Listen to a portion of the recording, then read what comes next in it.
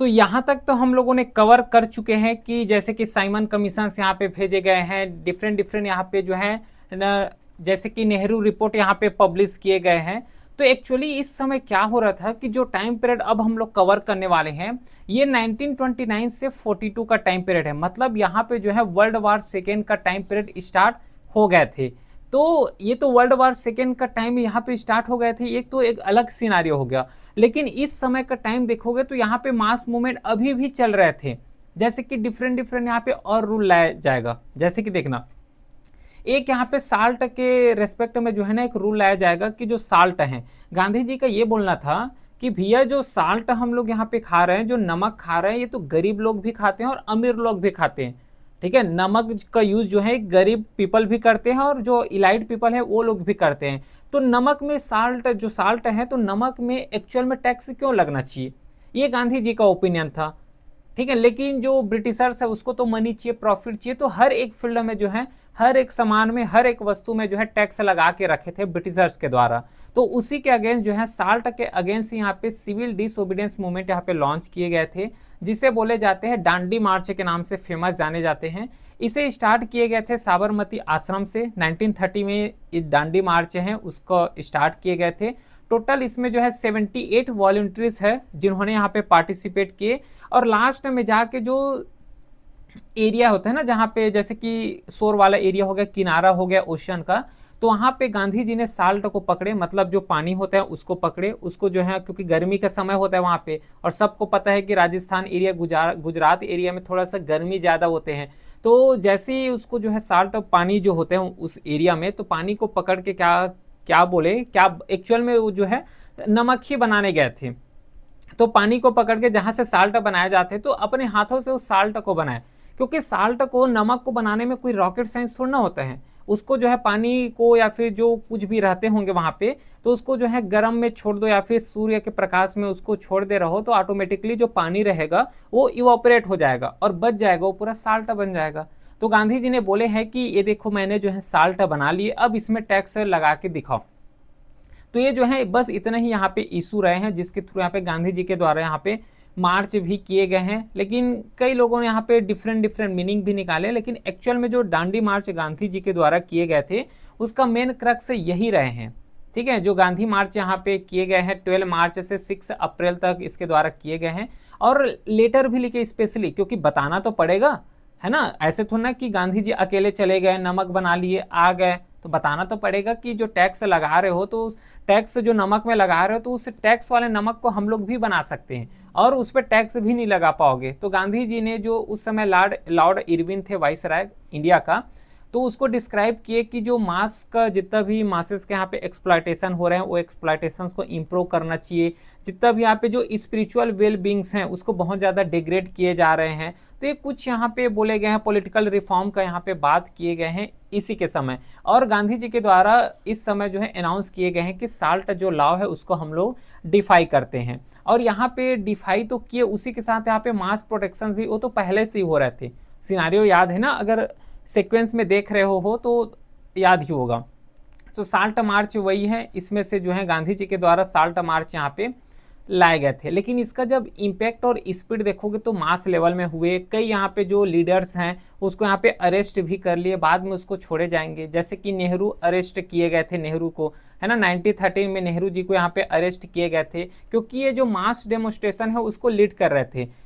जो salt march है, actually ये साल्ट मार्च है, कहीं यहाँ पे जो है पीपल के प्रति या फिर पीपल का सेंटीमेंट जो है केवल साल्ट के प्रति थोड़ा ना रहे हैं, अदर भी यहाँ पे ब्रिटिशर्स के द्वारा एक्सप्लॉयटेशन कर रहे थे, चाहे फॉरेस्ट को लेके हो, है ना। एक तो साल्ट में तो टैक्स लगा ही दिए थे, साल्ट के साथ अदर भी जितने खाने पीने की चीज है, जो नॉर्मल वस्तु हैं, उसमें भी गवर्नमेंट के द्वारा यहाँ पे जो है टैक्स यहाँ पे इम्पोज कर रहे थे। फिर गांधी जी को भी अरेस्ट किए गए थे, ठीक है, क्योंकि इसी के द्वारा तो यहाँ पे तोड़े गए हैं पूरे जो साल्ट लॉ है उसको।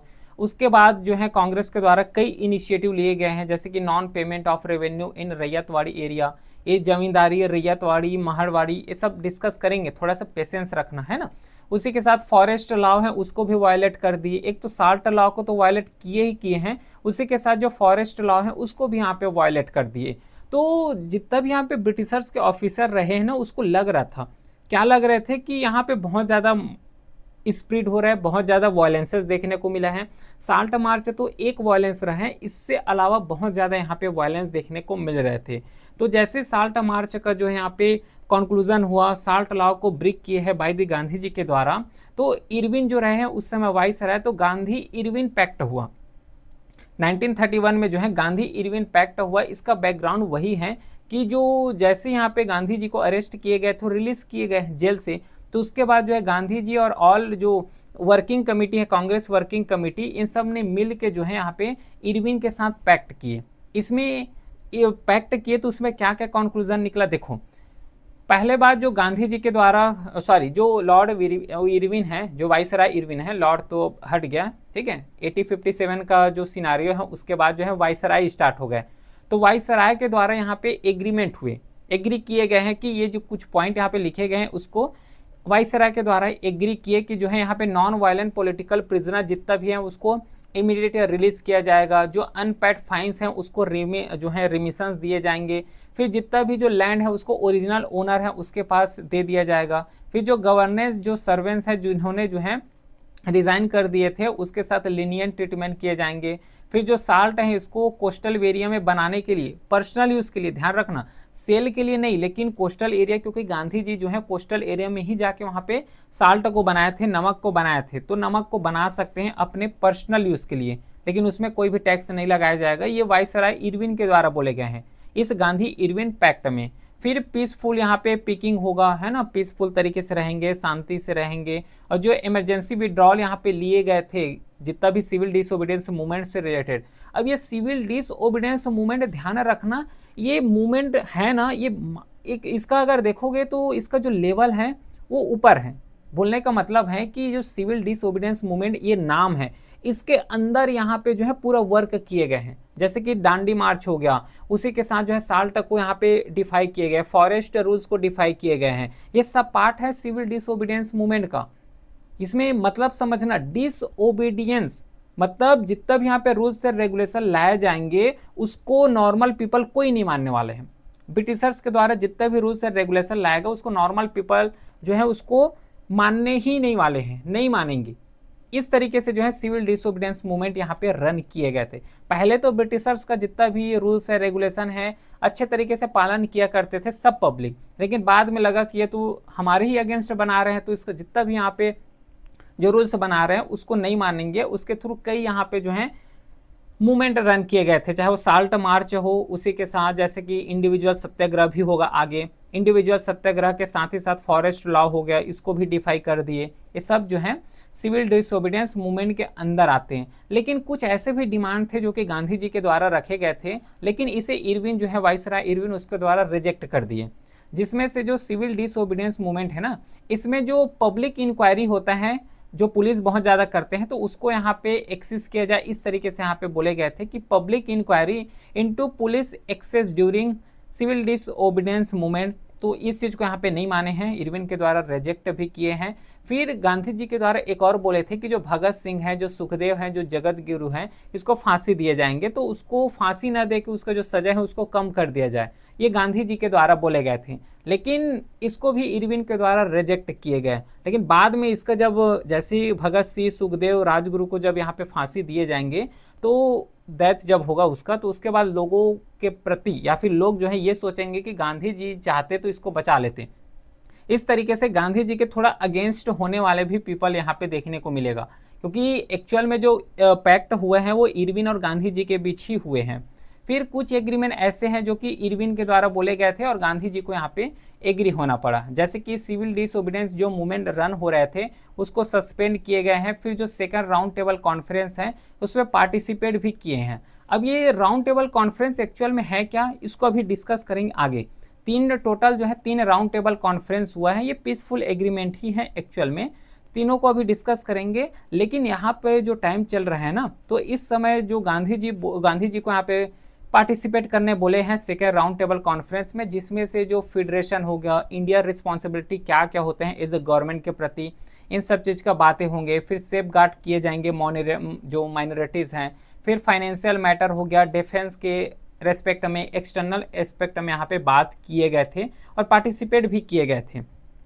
ठीक है। और इसी समय जब ये सब चल रहे थे, है ना, मूवमेंट यहाँ पे रन हो रहे थे, तो गांधी जी के द्वारा नहीं, लेकिन इसी समय एक सेशन हुआ है जिसे बोले जाते हैं कराची कांग्रेस सेशन का। और ये जो कराची कांग्रेस सेशन है ना, ये हेल्ड किए गए थे ताकि जो गांधी इरविन पैक्ट है इसको थोड़ा सा इंडोर्स किया जा सके। लेकिन यहाँ पे एक प्रोटेस्ट भी देखने को मिलेगा।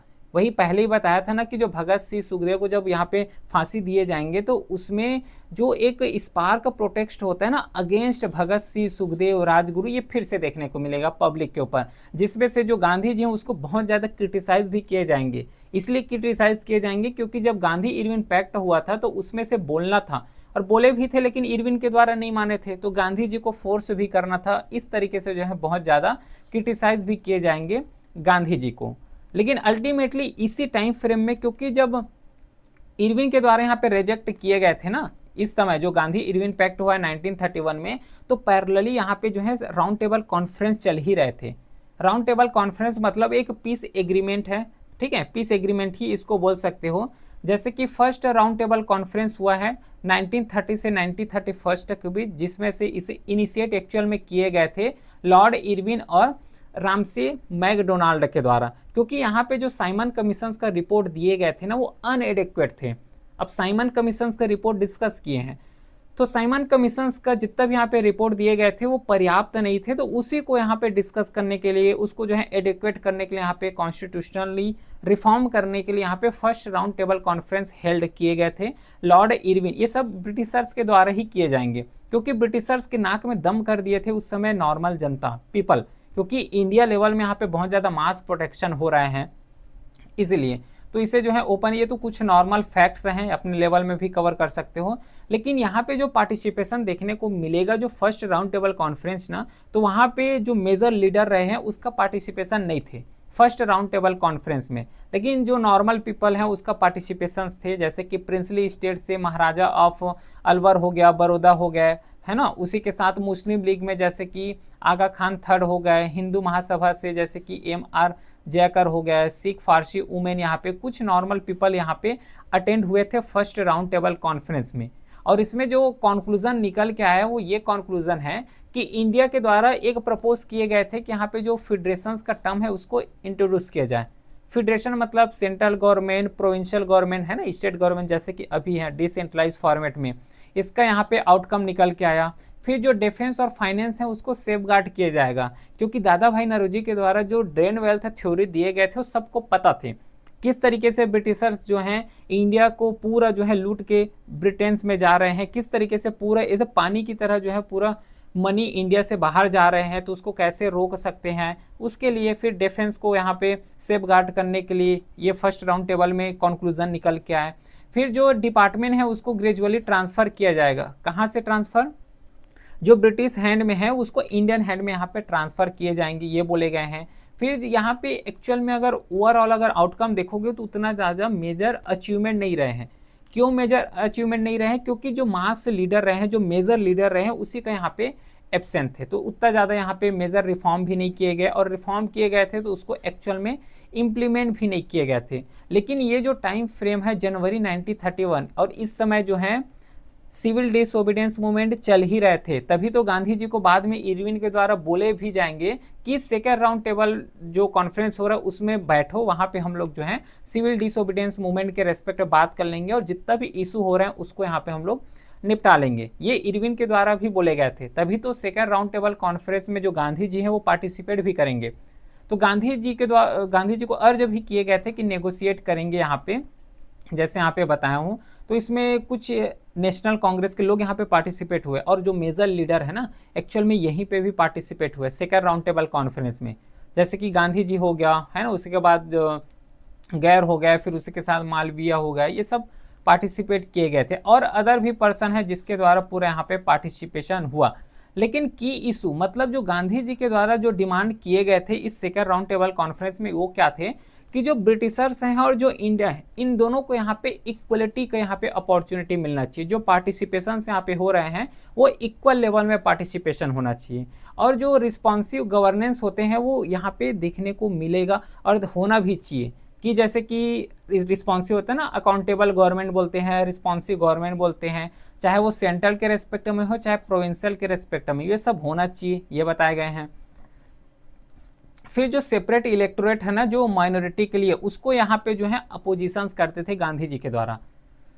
क्यों अपोजिशंस करते थे? क्योंकि गांधी जी को लगता था कि अगर सेपरेट इलेक्टोरेट हुए मतलब इंडिया को फिर से दो भाग में यहाँ पे बांटने का तैयारी यहाँ पे स्टार्ट हो जाएगा। तो इस तरीके से जो है गांधी जी का एक थिंकिंग था कि सेपरेट इलेक्टोरेट यहाँ पे नहीं होना चाहिए।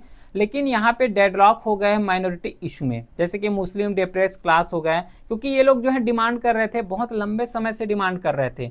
जैसे कि मुस्लिम का देखोगे तो मुस्लिम तो वह जब जो है 1905 में जब बंगाल के यहाँ पे पार्टीशन हुआ है ना, तब से वो लोग स्टार्ट कर रहे थे कि हमें सेपरेट इलेक्टोरेट दो, सेपरेट इलेक्टोरेट दो। उसी के चक्कर चलते चलते जो डिप्रेस क्लास हैं और लोगों ने भी सेपरेट इलेक्टोरेट का यहाँ पे मांग करना स्टार्ट कर दिए, जहाँ पे जो अदर पॉपुलेशन है ना जो मेजोरिटी में रहे हैं वो लोग। लेकिन ये जो है डेडलॉक की स्थिति यहाँ पे आ गए, क्योंकि गांधी जी के द्वारा भी अपोज यहाँ पे करते थे। और इसी के एक वजह से जब BR अम्बेडकर को देखोगे, क्योंकि वो तो डिप्रेस क्लास का ही यहाँ पे सहयोग कर रहे थे, तो इन दोनों के बीच फिर से यहाँ पे एक तनाव जो है बहुत ज़्यादा उत्पन्न हो जाएगा, गांधी जी के बीच और BR अम्बेडकर के बीच। लेकिन कुछ जो मैकडोनाल्ड है, क्योंकि सेकंड राउंड टेबल कॉन्फ्रेंस यहाँ पे होस्ट किए गए थे, तो जो मैकडोनाल्ड है इन्हें कुछ अनाउंसमेंट किए हैं कि जो 2 मुस्लिम मेजोरिटी प्रोविंसेस है, जो सिंध वाला हो गया और नदर्न वेस्टर्न वाला एरिया हो गया, तो उसको यहाँ पे प्रोविंस यहाँ पे बना दिया जाएगा। फिर जो इंडियन कंसल्टेटिव कमेटी है उसका फॉर्मेशन किए जाएंगे, ये सेकंड राउंड टेबल कॉन्फ्रेंस में हुआ। फिर 3 यहाँ पे एक्सपर्ट कमेटी बैठाए जाएंगे जो कि फाइनेंस से रिलेटेड होगा, फ्रेंचाइज से रिलेटेड होंगे और ये स्टेट से रिलेटेड होंगे। तो 3 एक्सपर्ट कमेटी यहाँ पे बैठाए गए हैं। और जो कम्युनल अवार्ड है, कम्युनल अवार्ड एक्चुअली जो बात करते हैं सेपरेट इलेक्टोरेट का, तो यहाँ पे इसका भी यहाँ पे बात करेंगे। अगर कोई इंडियन कंसेंसस नहीं पहुंच पाते तो ठीक है, कम्युनल अवार्ड को यहाँ पे भी अनाउंस किया जाएगा। लेकिन इस कम्युनल अवार्ड को जो है इंडियन के रेस्पेक्ट में छोड़ दिए थे कि जो है उसको सेपरेट इलेक्टोरेट चाहिए कि नहीं चाहिए। ठीक है, तो इस तरीके से जो है यहाँ पे की इशू को भी सॉल्व किया सेकंड राउंड टेबल कॉन्फ्रेंस में। लेकिन उसके बाद जो है एक और राउंड टेबल कॉन्फ्रेंस हुआ, जिसमें से वही इशू जो चले आ रहे हैं जितना भी ब्रिटिशर्स के बीच और आम जनता के बीच, उसको सॉल्व करने के लिए थर्ड राउंड टेबल कॉन्फ्रेंस हुए। और ये जो थर्ड राउंड टेबल कॉन्फ्रेंस है, तो यहाँ तक आते आते जो लीडर्स हैं, मेजर लीडर हैं, उन सबको पता चल गया था एक बात। कौन सा बात? कि ये जो राउंड टेबल कॉन्फ्रेंस कर रहे हैं इसमें कुछ होना देना कुछ ही नहीं है, ये बस कॉन्फ्रेंस कर ही रहे हैं, इससे कुछ हो ही नहीं रहा है। तो इसी का एक रीजन यहाँ पे देखोगे कि जो थर्ड राउंड टेबल कॉन्फ्रेंस हुआ है ना, तो यहाँ पे पूरा जितना भी मेजर लीडर रहे उस सब का यहाँ पे एब्सेंट ही देखने को मिलेगा, क्योंकि लोगों को पहले ही पता चल गया कि न पहला राउंड टेबल कॉन्फ्रेंस में कुछ मिला, न सेकेंड राउंड टेबल कॉन्फ्रेंस में कुछ मिला, तो थर्ड राउंड टेबल कॉन्फ्रेंस में क्या ही मिलेगा, सबको जो है ये पता चल गए थे। लेकिन मेजोरिटी कुछ लोगों ने यहाँ पे ज्वाइन किए, जो कि नॉर्मल पीपल रहे हैं, कुछ इलाइट पीपल भी रहे हैं, जिसके द्वारा यहाँ पे ज्वाइन किए गए थे थर्ड राउंड टेबल कॉन्फ्रेंस को, इंक्लूडिंग BR अम्बेडकर। ठीक है, तो जो जिन्ना है ना, ये फर्स्ट और सेकेंड राउंड जो राउंड टेबल कॉन्फ्रेंस है उसको पार्टिसिपेट किए, थर्ड को यहाँ पे एब्सेंट किए गए थे। जो गांधी और कांग्रेस के जो मेंबर रहे हैं वो only second round table conference को यहाँ पे जो है अटेंड किए जाएंगे। इसलिए अटेंड किए जाएंगे क्योंकि उस समय सिविल डिसोबीडियंस मूवमेंट चल रहे थे, मतलब जो दांडी मार्च हैं वो चल रहे थे, इसलिए। फिर BR अम्बेडकर हो गया, तेज बहादुर सप्रू हो गए, जो कि तीनों राउंड टेबल कॉन्फ्रेंस को यहाँ पे पार्टिसिपेट किए गए थे। एक चीज हम लोग अभी डिस्कस किए थे वो है कम्युनल अवार्ड। एक्चुअली जो कम्युनल अवार्ड है ना, इसे अनाउंस किए गए थे मैकडोनाल्ड के द्वारा, और जो कि एक बेस्ड रहे हैं इंडियन फ्रेंचाइज कमेटी। इसमें से कुछ की प्रोविजन जो कम्युनल अवार्ड इसमें ऐड किए गए थे। कम्युनल अवार्ड मतलब यहाँ पे किसी को अवार्ड देने नहीं जा रहे हैं, ठीक है। कम्युनल अवार्ड का मतलब यहाँ पे कुछ प्रोविजन लाए गए थे ब्रिटिशर्स के द्वारा, उसका नाम कम्युनल अवार्ड रखें। और कम्युनल का मतलब यहाँ पे होता है रिलीजन, मतलब जो सेपरेट इलेक्टोरेट का बात कर रहे हैं उसका। तो सबसे पहले जिसमें जो की प्रोविजन रखे गए थे इस कम्युनल अवार्ड में, वो है सेपरेट इलेक्टोरेट का, कि जो मुस्लिम हो गया, जो सिख हो गया, जो इंडियन क्रिश्चियंस हैं, एंग्लो इंडियन हैं, इन सबको जो है एक सेपरेट इलेक्टोरेट दिए जाएंगे जो कि 20 साल के लिए वैलिड होगा। ये कम्युनल अवार्ड में प्रेजेंट किए गए थे 1932 का। फिर जो 71% जो सीट्स हैं उसको डिप्रेस्ड क्लास के लिए यहाँ पे रिजर्व किया जाएगा। फिर जो माइनॉरिटी वेटेज है उसको वहाँ पे फेवर किया जाएगा सीट्स को, ये यहाँ पे बोले गए थे। 3% वुमेन को यहाँ पे रिजर्व दिया जाएगा, एक्सेप्ट है NWFP। फिर डबल वोटिंग दिए जाएंगे जितना भी डिप्रेस्ड क्लास है, मतलब एक तो जनरल वोटिंग दे ही सकते हैं, उसी के साथ जो सेपरेट इलेक्टोरेट रेगुलेशन यहाँ पे रूल आएगा तो उसमें भी वोट दे सकते हैं। तो डबल वोटिंग मेथड भी यहाँ पे इस कम्युनल अवार्ड में बोले गए थे। फिर लेबर हो गया एंड इकोनॉमिक रिप्रेजेंटेशन हो गया, जैसे कि जो लेबर क्लास का हो गया, लैंडलॉर्ड हो गया, ट्रेडर हो गया, इंडस्ट्रियलिस्ट हो गया, इन सब चीज़ को यहाँ पे पार्टिसिपेशन मिलेगा। फिर जो 7 सीट्स अलोकेट किए गए हैं मराठा इन बॉम्बे प्रोविंसेस के लिए, तो कम्युनल अवार्ड में कुछ ऐसे ही यहाँ पे जो है डिसीजन लिए गए। लेकिन ये वाला जब कम्युनल अवार्ड को देखोगे तो सिंपली क्लियरली यहाँ पे डिफाइन हो रहा है कि जो सेपरेट इलेक्टोरेट का बात कर रहे हैं ना, वो क्लियरली यहाँ पे दिख रहे हैं कम्युनल अवार्ड में। और यही कम्युनल अवार्ड को गांधी जी के द्वारा अपोज किए गए, क्योंकि गांधी जी नहीं चाहते हैं कि सेपरेट इलेक्टोरेट हो, क्योंकि अगर सेपरेट इलेक्टोरेट हो गया ना तो फिर जो एक जातिवाद होता है, एक अनटचेबिलिटी होता है कि ये जनरल है, ये कम्युनल है, इस तरीके से जो अनटचेबिलिटी होगा, जातिवाद होगा, इन सब चीज़ को बहुत ज़्यादा यहाँ पे विस्तार मिलेगा। तो इसको रोकने के लिए यहाँ पे बोले भी गए हैं कि गांधी जी के द्वारा इसको एज अ व्यू देखे गए हैं कि harmful to Hinduism and depressed class, ना तो ये हिंदुइज्म के लिए ठीक है, न ही ये डिप्रेस्ड क्लास के लिए ठीक है। लेकिन एक्चुअल में इसको लॉन्च किए गए 1932 और इसमें डिमांड भी आ रहे थे कॉमन इलेक्टोरेट का, जिसमें से जो सीट्स हैं उसको भी इंक्रीज किया जाना चाहिए। और इसी समय एक हो गया पूना पैक्ट, 1932 का टाइम है, सितंबर 24 में यहाँ पे पूना पैक्ट हो गए। और यही Poona pact, actually Poona pact हुआ इसलिए था क्योंकि यहाँ पे दो डाइवर्जेंस निकल के आ रहे थे। एक जो है गांधी जी जो कि जो डिप्रेस्ड क्लास हैं, जो इस तरीके के जो व्यू रख रहे हैं कि यहाँ पे सेपरेट इलेक्टोरेट नहीं होना चाहिए, एक साइड थे B.R. अम्बेडकर जो कि यहाँ पे सेपरेट इलेक्टोरेट हो कर रहे थे। ठीक है, तो इस तरीके से यहाँ पे एक नेगोशिएशन हुआ, क्योंकि दोनों के बीच यहाँ पे डेड लॉक हो गए थे ना, तो उसी डेड लॉक को यहाँ पे रोकने के लिए पूना पैक्ट हुआ है 1932, जिसमें से गांधी जी और B.R. अम्बेडकर के बीच यहाँ पे नेगोशिएट हुए।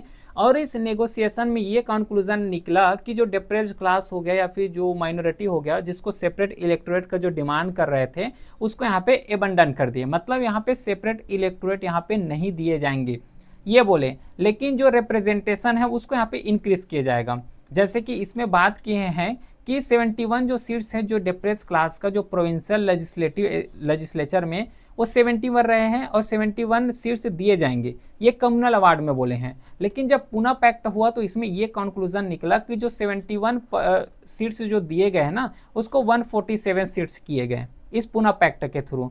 फिर जो सेंट्रल लेजिस्लेचर हैं उसमें 80% जो सीट्स हैं उसको रिजर्व कर दिए गए। तो पैक्ट ने अमेंड भी किए हैं इस कम्युनल अवार्ड को। तो ये कुछ यहाँ पे इंपॉर्टेंट फैक्टर्स रहे हैं जिसके थ्रू यहाँ पे डिफरेंट राउंड टेबल कॉन्फ्रेंस लाए गए थे, कम्युनल अवार्ड भी यहाँ पे आए गए थे। लेकिन यहाँ पे जब थर्ड राउंड टेबल कॉन्फ्रेंस हुए हैं ना 1932 में, तो इसमें मेजोरिटी जो लीडर रहे हैं वो तो एब्सेंट थे, और इसी राउंड टेबल कॉन्फ्रेंस को एक्सटेंड करने के लिए मतलब जो कॉमन पीपल हैं उसको थोड़ा सा रिप्रेजेंट करने के लिए एक एक्ट लाए गए थे। ये एक्ट का नाम है गवर्नमेंट ऑफ इंडिया एक्ट 1935। ये ब्रिटिशर्स के द्वारा लाए गए थे और एट प्रेजेंट जो कॉन्स्टिट्यूशन देखते हैं मोस्टली जो अमेंडमेंट, मोस्टली जो आर्टिकल जो इंसर्ट किए गए हैं वो इसी के थ्रू इंसर्ट किए गए हैं, गवर्नमेंट ऑफ इंडिया एक्ट 1935। ठीक है, तो जो थर्ड राउंड टेबल कॉन्फ्रेंस है उसको तो बाइकआउट किए गए थे इंडियन नेशनल कांग्रेस का द्वारा, ये तो सबको पता है।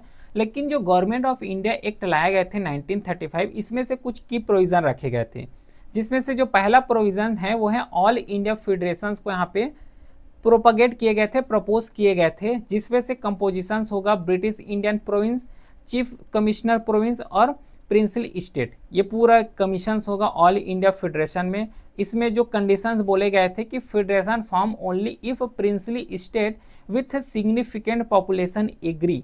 फेडरेशंस का मतलब समझ रहे हैं ना कि सेंट्रल गवर्नमेंट है, फिर स्टेट गवर्नमेंट है, फिर लोकल बॉडी है, इस तरीके से जो है फ्रेम किए जाएंगे।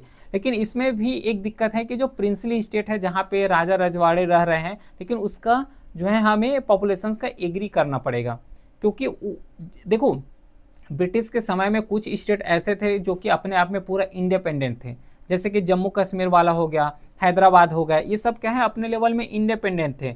लेकिन यहाँ पे अगर फेडरेशन अप्लाई करोगे तो वहाँ पे तो राजा रजवाड़े का काम चल रहा है, राजा लोग वहाँ पे रूल कर रहे हैं, तो ये सब होने देंगे क्या कि नहीं होने देंगे, तो उसके लिए जो पॉपुलेशन है वहाँ का उसका एग्री होना यहाँ पे पड़ेगा, यहाँ पे बोले। लेकिन यहाँ पे जो है आउटकम ये निकल के आया कि फेडरेशन जो है never materialise due to refusal of many princely state, और ये करेंगे ही करेंगे क्योंकि कहीं पे राजा का शासन चल रहे हैं तो राजा थोड़ा ना चाहेगा कि जो है हमारे लेवल में फेडरेशन हो, सेंट्रल गवर्नमेंट स्टेट गवर्नमेंट इस तरीके का यहाँ पे होना चाहिए। तो राजा तो नहीं चाहेंगे ना, ना उसके प्रजा चाहेंगे, क्योंकि उसका प्रजा तो पहले ही खुश है, चाहे हैदराबाद हो चाहे जम्मू कश्मीर हो। लेकिन बाद में जो है नाखुश होंगे, वो अलग रीज़न है। फिर सेकंड यहाँ पे गवर्नमेंट ऑफ इंडिया एक्ट 1935 में प्रोविजन लाए गए हैं, वो है रिसाइडरी पावर, जो कि ऑल जितना भी रिसाइडरी पावर रहेंगे अल्टीमेटली जो डिसीजन मेकिंग रहेगा वो गवर्नर जनरल के पास ही रहेगा, ये बोले हैं। तो यहाँ पे जो एक वही बताया ना कि कॉन्स्टिट्यूशनल जो फ्रेमवर्क हुआ, जो इंडिया में मोस्टली कॉन्स्टिट्यूशनल का जो बेसिस बना, वो गवर्नमेंट ऑफ इंडिया एक्ट 1935 बने। अभी गवर्नमेंट ऑफ इंडिया एक्ट में और कुछ भी चीज़ है जो कि फेडरल लेवल में यहाँ पे लिए गए हैं और प्रोविंशियल लेवल में लिए गए हैं। अब इसको पढ़ना पड़ेगा, ठीक है। जैसे कि यहाँ पे गवर्नर जनरल जो कि एक क्राउन रिप्रेजेंटेटिव होगा। अब इसमें जो है रिजर्व सब्जेक्ट बनाए गए हैं जो फेडरल लेवल में, फिर ट्रांसफर सब्जेक्ट बनाए हैं और कुछ स्पेशल पावर यहाँ पे दिए गए थे। फिर बाई कैमरा लेजिस्लेचर जैसे कि लोकसभा राज्यसभा होता है, सेम यहाँ पे अपर हाउस और लोअर हाउस के यहाँ पे प्रोविजन रखे गए थे, जिसमें से जो अपर हाउस होगा इसमें 260 मेंबर होंगे, फिर लोअर हाउस में जो है 375 मेंबर होगा, और इसे जो है 5 ईयर्स का जो टर्म है उसके लिए यहाँ पे नॉमिनेट किए जाएंगे। ये यहाँ पे बताए गए 5 ईयर टर्म्स जो है कवर करेंगे, मैक्सिमम वहाँ पे होगा। 20% जो बजट है वो वोटेबल होगा, मतलब 20% बजट में वोट भी किए जा सकेंगे इंडियंस के द्वारा। फिर नो कॉन्फिडेंस मोशंस का प्रोविजन लाए गए हैं। फिर communal and class based electorate होगा। ये सब चीज़ के बारे में डिस्कस किए गए हैं, है ना, फेडरेशन लेवल में। सेम प्रोविंशियल लेवल में प्रोविंशियल ऑटोनॉमी का बात है। फिर डायरेक्ट इलेक्शंस होगा, जितना भी यहाँ पे मेंबर है सबका। सेपरेट इलेक्टोरल जो कि कम्युनल अवार्ड के रेस्पेक्ट में यहाँ पे इम्प्लीमेंट किए जाएंगे। फिर ह्यूमन का इन्फ्रेंचाइजमेंट्स होगा। फिर मिनिस्टर एंड प्रोविंशियल एडमिनिस्ट्रेशन कैसे होगा। नॉन वोटेबल बजट जो कि 40% रहेंगे, जिसमें वोट नहीं दिए जा सकेंगे। तो ओवरऑल यहाँ पे गवर्नमेंट ऑफ इंडिया एक्ट 1935 में इसी तरीके के जो है पूरा यहाँ पे डिसीजन लिए गए। और ये देख रहे हो कि जितना भी यहाँ पे मोस्टली प्रोविजन है ना, वो अभी भी कॉन्स्टिट्यूशन में देखने को मिलेगा, ठीक है। लेकिन यहाँ पे जब बात हो रहे हैं गवर्नमेंट ऑफ इंडिया एक्ट 1935 का, तो जब थोड़ा सा हम लोग आगे बढ़ेंगे तो एक टाइम पीरियड आएगा जो कि 1941 का टाइम फ्रेम है। अब ये 1940 और 1941 का टाइम फ्रेम को देखोगे तो इस समय क्या हो रहा था कि वर्ल्ड वार जो सेकेंड है ना वो स्टार्ट हो गए थे। अब ये वर्ल्ड वार सेकेंड जब स्टार्ट हो गए थे तो जो ब्रिटिश, क्योंकि ब्रिटिश भी इंगेज हो गए थे वर्ल्ड वार सेकेंड में, तो ब्रिटिश जब वर्ल्ड वार सेकेंड में इंगेज हो गए थे तो उसका जो इतना भी प्रॉफिट है, जितना भी रेवेन्यू है, सब उसी तरफ जा रहे थे। मतलब एक्चुअल में अगर देखोगे तो ब्रिटिश जो है उस समय बहुत ज़्यादा डिफीट हो गए थे, ठीक है। उसके बाद अब जो है लड़ने की क्षमता नहीं थे, क्योंकि जो अदर पावर है ना, अदर पावर ब्रिटिश को पूरे तरीके से यहाँ पे हरा चुके थे।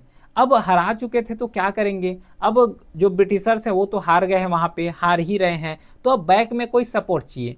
तो ब्रिटिशर्स ने ये दिमाग लगाया कि हम लोग क्या करते हैं कि इंडियन के जो पीपल हैं उसका सपोर्ट लेते हैं और उसके बदले में हम लोग उसको कुछ दे देंगे, क्योंकि ऐसे तो सपोर्ट करने वाले नहीं है हमारा, ऐसे ब्रिटिशर्स सोचे। क्योंकि भाई खुद सोचो कि इंडियन के ऊपर इतना जो है यहाँ पे अत्याचार हो रहे हैं, है ना, इनइक्वलिटी का बात कर रहे हैं, फेवर नहीं कर रहे हैं, इंडिया के बारे में नहीं सोच रहे हैं, तो इंडियन लोग ब्रिटिशर्स को कैसे सपोर्ट कर देंगे। ये ब्रिटिशर्स भी जानते थे और इंडियंस भी जानते थे। तो ब्रिटिशर्स ने वही किए कि कुछ रूल्स ला लेते हैं, कुछ यहाँ पे ऑफर दे देते हैं इंडियंस को, जिसके थ्रू जो है पूरा यहाँ पे जितना इंडियंस है वो ब्रिटिशर्स का सपोर्ट दे दे, और जो वर्ल्ड वार में हम लोग यहाँ पे लड़ाई लड़ रहे हैं उसमें विक्ट्री हो जाए। उसी के रेस्पेक्ट में जो है एक अगस्त ऑफर सेंड किए गए थे ब्रिटिशर्स के द्वारा, और ये अगस्त ऑफर कुछ नहीं थे, पूरे यहाँ पे लॉलीपॉप ही धराए थे इंडिया को। तो अगस्त ऑफर जो है इसमें से कुछ की प्रोविजन रखे गए थे। देखना की प्रोविजन कैसा था। पहला की प्रोविजन था कि हम जो है डोमिनेंट स्टेटस दे देंगे। ब्रिटिशर्स के द्वारा ये बोले थे कि ठीक है हमारे साथ दे दो, हम लोग जो है इंडिया को डोमिनियन स्टेटस दे देंगे। डोमिनियन स्टेटस का मतलब होता है कि ब्रिटिशर्स तो रहेंगे, उसके अंदर जो है कॉन्स्टिट्यूशन यहाँ पे फ्रेम कर सकते हो, ये इंडियंस को बोले गए थे। लेकिन जो अगस्त ऑफर है इसको रिजेक्ट किए जाएंगे, कैसे बताते हैं अभी। फिर सेकेंड जो है प्रपोजल रखे गए थे कि जो वाइसराय एग्जीक्यूटिव जो काउंसिल है ना, उसमें जो इंडियन मेंबर है उसको मेजोरिटी किया जाएगा, इंडियन जो मेंबर है उसका नंबर यहाँ पे बढ़ाए जाएंगे। फिर कॉन्स्टिट्यूएंट असेंबली जो है फॉर्म किए जा सकते हैं, जो कि कॉन्स्टिट्यूशन होगा एक फ्यूचर इंडिया का। फिर माइनॉरिटी राइट का जो है प्रोटेक्शंस दिए जाएंगे, है ना। मुस्लिम लीग यहाँ पे जो मेनली हैं उन सबको जो है प्रोटेक्शन दिया जाएगा, माइनॉरिटी जितना भी है सबको प्रोटेक्शन देंगे। ये कुछ पॉइंट जो है अगस्त ऑफर में बोले गए, लेकिन ये अगस्त ऑफर को यहाँ पे क्या कर दिया, रद्द कर दिया, रिजेक्ट कर दिए हैं इंडियन नेशनल कांग्रेस के द्वारा। इसलिए रिजेक्ट किए गए हैं क्योंकि यहाँ पे डोमिनेंट स्टेटस का बात कर रहे हैं, लेकिन जो लीडर रहे हैं इंडियन नेशनल कांग्रेस का, आईएनसी का, तो वो लोग जो है फुल इंडिपेंडेंस चाह रहे थे, पूर्ण स्वराज चाह रहे थे। और उसी के साथ नेहरू जी के द्वारा एक वर्ड भी बोले गए हैं कि as a that as a dominion, as a that as a dominion. फिर गांधी जी यहाँ पे गेफ है उसको भी वाइडन किए। तो ये सब चल रहे थे, लेकिन एक्चुअल में अगस्त ऑफर देखोगे तो अगस्त ऑफर इंडिया के फेवर में ही नहीं रहे हैं। कहीं पे भी यहाँ पे जो बात कर रहे हैं ना, बाद में जो है नाकाम भी हो जाएंगे ब्रिटिशर्स। तो अगस्त ऑफर इसीलिए लाए गए थे 1940 में। फिर इसके बाद जो है गांधी जी एक दिमाग लगाए। क्या दिमाग लगाए कि जो ब्रिटिशर्स हैं सबसे पहले तो सेकेंड वर्ल्ड वार में हार रहे हैं, है ना, उसका तो पूरा हालत बेंड है सेकेंड वर्ल्ड वार में। अब जितना भी जो उसका ओरिएंटेशन है, जितना भी वो लोग रूल्स एंड रेगुलेशन बना रहे हैं, सब सेकेंड वर्ल्ड वार के रेस्पेक्ट में बना रहे हैं। तो यहाँ पे एक इंडिया के पास एक चांसेस है कि हम लोग इसके अगेंस्ट विद्रोह कर दे। विद्रोह का मतलब यहाँ पे इसके अगेंस्ट यहाँ पे सत्याग्रह लॉन्च कर दे, जिससे जो है पूरे इंडिया को छोड़ के लोग भाग जाए। तो इसी के रेस्पेक्ट में जो है एक इंडिविजुअल सत्याग्रह लाए। और ये इंडिविजुअल सत्याग्रह एक तो एक रीजन रहा है कि जो ब्रिटिशर्स हैं वो लोग क्या कर रहे हैं, ब्रिटिशर्स क्योंकि इतना जो है नाइंसाफी कर रहे हैं ना इंडियन के साथ, तो एक तो ये हो गया रीजन जिसके थ्रू इंडिया सत्याग्रह लाए। लेकिन ब्रिटिशर्स के द्वारा और भी कुछ ऐसे रिस्ट्रिक्शंस लिए गए थे, रिस्ट्रिक्शंस रूल्स एंड रेगुलेशन लाए गए थे उसी समय, वर्ल्ड वार सेकंड के समय। जैसे कि फ्रीडम ऑफ स्पीच को यहाँ पे रिस्ट्रिक्ट कर दिए थे, फ्रीडम ऑफ प्रेस को रिस्ट्रिक्ट कर दिए थे, फ्रीडम ऑफ असेंबली हो गया, इन सब को यहाँ पे रिस्ट्रिक्ट कर दिए थे। तो इसके अगेंस्ट जो है इंडिविजुअल सत्याग्रह ला दिए। अब जैसे ही इंडिविजुअल सत्याग्रह लाएंगे तो न तो वो इंडियन को संभाल पाएंगे, नहीं जो है वो जो वहाँ पे सेकेंड वर्ल्ड वार में इंजेज हैं वहाँ पे वो लोग संभाल पाएंगे। और जो इंडिविजुअल सत्याग्रह लाने का सिंपल से यहाँ पे मेन जो मकसद रहे हैं वो है जो पेशेंस और मोरल स्ट्रेंथ है इंडियन नेशनलिज्म, उसको डेमोन्स्ट्रेट करना था। और उसको किए भी है इंडिविजुअल सत्याग्रह के थ्रू, क्योंकि पता भी तो चलना चाहिए ब्रिटिशर्स को भी कि इंडिया जो है इतना ज़्यादा जो है अब सहन नहीं करने वाले हैं। इतना तक और इतना ईयर तक तो सहन कर चुके हैं, लेकिन अब जो है इंडिया सहन नहीं करने वाले हैं। तो एक डेमोन्स्ट्रेशन, एक मोरल क्षमता को दिखाने के लिए ब्रिटिशर्स को ये जो है एक मेजर ऑब्जेक्टिव रहे हैं। फिर जो ब्रिटिश का इन्वॉल्वमेंट रहा ना वर्ल्ड वार सेकेंड में, वो विदाउट इंडियन कंसेंट रहे हैं, ये प्रोटेस्ट करके भी बताए हैं। क्योंकि इंडियन यहाँ पे प्रोटेस्ट कर रहे हैं, उधर ब्रिटिशर्स वर्ल्ड वार सेकेंड में इंगेज हैं, तो इंडिया का जो एक कंसेंट है कि विदाउट कंसेंट वहाँ पे गए हो, हमारा कंसेंट नहीं लिए हो, अगर हमारा कंसेंट लेते तब वहाँ पे चले जाते। क्योंकि अल्टीमेटली वर्ल्ड वार सेकेंड में जितना भी मनी लग रहा है वो किसका मनी है, इंडियंस का ही मनी है। और कंसेंट लेना तो बनता था, लेकिन कंसेंट ये नहीं लिए। तो ये सब चीज़ को बताने के लिए फिर जो है हाईलाइट करना चाहते थे कि Nazism and British colonial rule को दोनों के बीच। तो ये कुछ यहाँ पे मेजर डेमोन्स्ट्रेशन रहे हैं, मेजर ऑब्जेक्टिव रहे हैं, जिसके थ्रू यहाँ पे इंडिविजुअल सत्याग्रह को लॉन्च किए गए थे। लेकिन जो ब्रिटिशर्स है वो यहीं तक नहीं रहे हैं। 1940 में जब ब्रिटिशर जो है अगस्त ऑफर सेंड किए गए थे, बाकी जो है इंडियंस के द्वारा उसको रिजेक्ट किए। फिर जो है ब्रिटिशर्स एक और यहाँ पे इसी तरीके के लॉलीपॉप यहाँ पे देने का काम किए हैं, जो कि है क्रिप्स मिशन। ये जो क्रिप्स मिशन है ना, एक्चुअल ये उसी टाइम का है 1942 का टाइम पीरियड, जहाँ पे वर्ल्ड वार सेकेंड में इंजेस, ये सेम वही रीजन रहे हैं जिसके थ्रू क्रिप्स मिशन भी यहाँ पे इंडिया में भेजे गए थे, जिसमें से जो वर्ल्ड वार सेकेंड है उसमें से जो इंडियन का कॉपरेशन होना चाहिए वो हो जाए इस तरीके से। इसमें मेन प्रपोजल क्या रखे गए थे, वही फिर से डोमिनल स्टेटस दिए जाएंगे, मतलब India become a dominion after world war. ये बोले हैं कि free relations with Commonwealth, Commonwealth मतलब एक इंटरनेशनल एरेना होता है जिसमें से इंडिया को एज अ इंडिपेंडेंट स्टेट की तरह यहाँ पे डिफाइन किया जाएगा। वो किसी का कॉलोनियल नहीं होगा, कॉमनवेल्थ का पार्टिसिपेट किए जाएंगे, यूनाइटेड नेशन में पार्टिसिपेट किए जाएंगे। ये सब बात किए गए थे क्रिप्स मिशन के थ्रू 1942 में। उसी के साथ जो कॉन्स्टिट्यूएंट असेंबली है उसको भी फ्रेम कर लिए जाएंगे, प्रिंसली स्टेट से भी नॉमिनेट किए जाएंगे, और जितना भी मेंबर यहाँ पे आएगा सब इलेक्टेड ही मेंबर आने वाले हैं। ये सेकंड यहाँ पे बताए हैं। फिर थर्ड बोले गए थे कि जो प्रोविंशियल ऑटोनॉमी है ये यहाँ पे दिए जाएंगे। उसी के साथ जो इंटरिम पीरियड है, जैसे कि Britishers retain control over defence and governor power, ये तो रहेगा ही रहेगा। ये सब जो है कुछ की प्रोविजन लाए गए थे। लेकिन इसमें अगर देखोगे की डिपार्चर फ्रॉम पास्ट प्रपोजल से, और एक्चुअल में अगर इसको देखोगे तो ये जो क्रिप्स मिशन लाए गए थे ना, इसको भी इंडियंस के द्वारा रिजेक्ट किए गए। क्यों रिजेक्ट किए गए, पहले बात तो ये इनफ्लेक्सिबिलिटी रहे हैं, उतना ज़्यादा एक ऑटोनॉमी होते हैं वो नहीं देने वाले हैं। वेटो पावर का जो एक्चुअल में यूज़ किए जाएंगे वो ब्रिटिशर्स के द्वारा किए जाएंगे, गवर्नर जनरल, और गवर्नर जनरल कौन होता था, ब्रिटिशर से ही होते हैं। तो वेटो पावर का यहाँ पे यूज़ केवल वही लोग कर रहे हैं। अगर कोई डिस्प्यूट हो जाता है तो इंडियन का तो फेवर ही नहीं करेंगे लोग। फिर ब्रिटिशर्स का जो है अपोजिशंस हो गया, कई यहाँ पे जो मेजर लीडर है उसके द्वारा भी अपोजिशंस किए गए हैं, कुछ इश्यूज भी रहे हैं, वो सब चीज़ को यहाँ पे नेग्लेक्ट कर दिए थे। तो ये जो भेजे गए थे क्रिप्स मिशन जो है 1942, इसको भी यहाँ पे रिजेक्ट कर दिए जाएंगे। तो 1942 जहाँ पे 1942 जहाँ पे जो है सेंड किए गए थे क्रिप्स मिशन, तो यहाँ तक समझ आ गया। अब देखो क्रिप्स मिशन यहाँ पे सेंड किए जाएंगे ना, तो नेक्स्ट पीरियड आएगा जो कि 1942 से 1947, और ये 1942 से 1947 वाला ही टाइम है जहाँ पे इंडिया को एक इंडिपेंडेंस की तरह यहाँ पे ट्रीट किए जाएंगे। ठीक है, क्योंकि इंडिया जो है पूरा इंडिपेंडेंस के पक्ष में ही हो जाएंगे। ठीक है, उसको अब इसके साथ अब डिस्कस करते हैं। तो स्टार्ट करते फिर ये वाला जो मूवमेंट है उसको, इंडियन नेशनल मूवमेंट, जो कि 1942 से 1947 के बीच चल रहा था। अब 1942 जो है ये जो टाइम फ्रेम है ना, एक्चुअली वर्ल्ड वार सेकेंड तो ब्रिटिशर जो है वहाँ पे इंगेज हैं, लेकिन अब ये लोग सोचे कि इंडिया लोग की ये अच्छा मौका है जहाँ पे जो है अपने जो इंडिया है उसको इंडिपेंडेंस कर लिया जाए। लेकिन कई लोगों ने सोचे, ऐसे भी सोचे हैं कि जो है ब्रिटिशर्स वहाँ पे इंगेज हैं, लेकिन हम लोग यहाँ पे और हड़ताल करेंगे कि नहीं करेंगे। तो कई ओपिनियन यहाँ पे दिए जा रहे थे। तो उसी के रेस्पेक्ट में फाइनली जो है quit India movement Gandhi ji के द्वारा यहाँ पे लॉन्च कर दिए।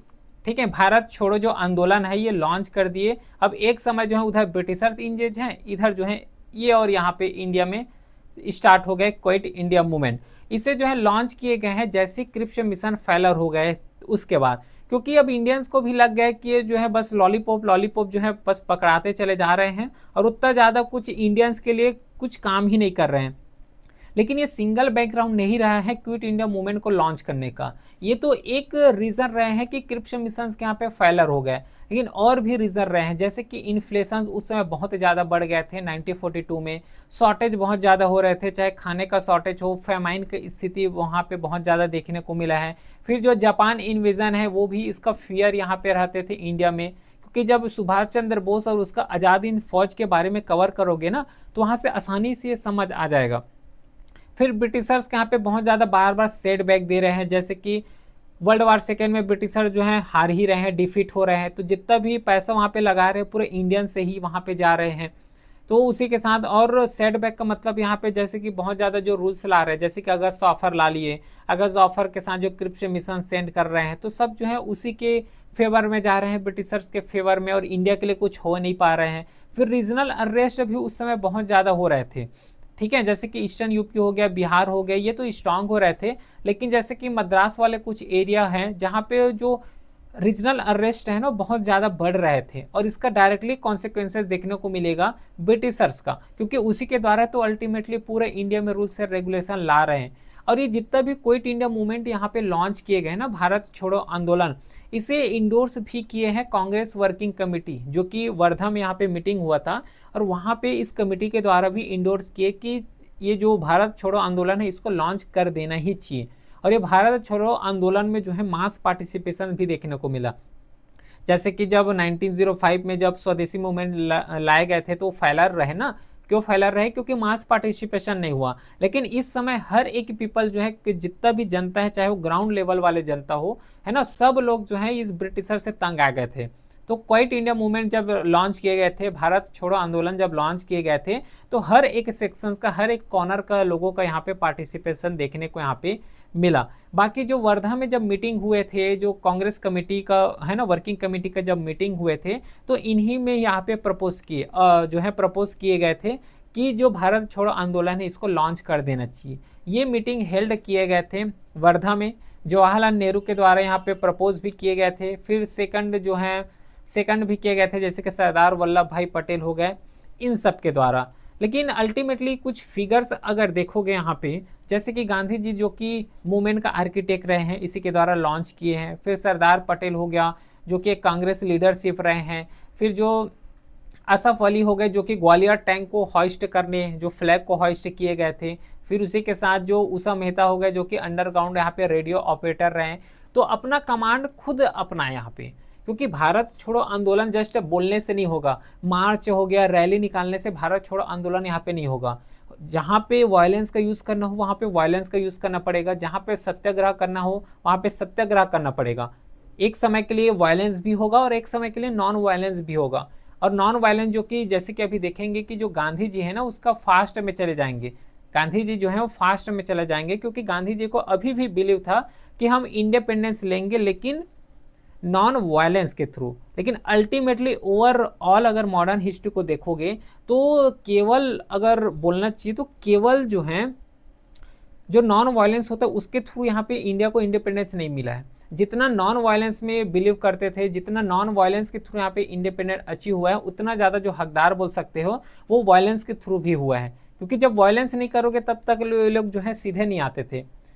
तो पार्टिसिपेशन हर एक रेस्पेक्ट में देखने को मिला। कैरेक्टरिस्टिक्स तो यहाँ पे हम लोग कवर कर चुके हैं इसको, ठीक है। तो मास पार्टिसिपेशन जो होता है ना क्विट इंडिया मूवमेंट में, जैसे कि प्रीवियसली बता रहा था, हर एक फील्ड में हुआ, चाहे वो यूथ हो, चाहे वुमेन हो, चाहे वर्कर हो, है ना, चाहे पीजेंट हो। इवन जो गवर्नमेंट ऑफिशियल है वो भी ब्रिटिशर्स के अगेंस्ट हो रहे थे, क्योंकि अल्टीमेटली जो गवर्नमेंट ऑफिसर्स थे कौन, गवर्नमेंट ऑफिसर्स हो गया, जो आर्मी में जो मोस्टली पीपल थे वो कौन थे, इंडियन ही थे। अब इंडियन जैसे कि कोई सोल्जर, इंडियन सोल्जर जो है ब्रिटिशर्स में जा रहे हैं, अब इंडियन सोल्जर का को भी तो कोई फैमिली होगा, इंडियन सोल्जर्स का भी तो फैमिली होगा कोई। अब इंडियन सोल्जर जितना भी रूल्स एंड रेगुलेशन ला रहे हैं तो फैमिली के ऊपर भी लागू होगा। जब ये फैमिली को यहाँ पे जो है बहुत ज़्यादा सैडनेस होगा तो इसका डायरेक्टली इम्पैक्ट जो इंडियन सोल्जर्स हैं उसके ऊपर भी पड़ेगा।